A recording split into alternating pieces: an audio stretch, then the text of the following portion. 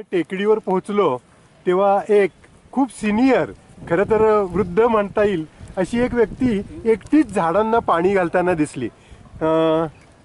लगेच आमचा राजेश पुराणिक त्यांच्या जवळ गेला, त्यांची चौकशी केली, त्यांचं नाव विचारलं. हे आहेत सुरेश कुलकर्णी. इथंच शाहूनगरमध्येच राहतात. नातवाला घेऊन आलेत.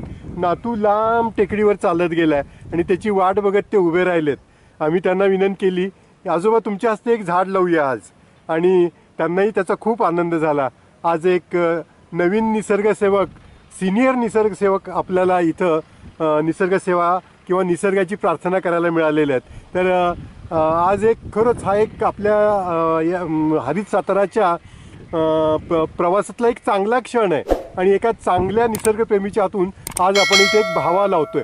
पूर्ण चांगला 3-3.5 फूट वाढलेला बहावा.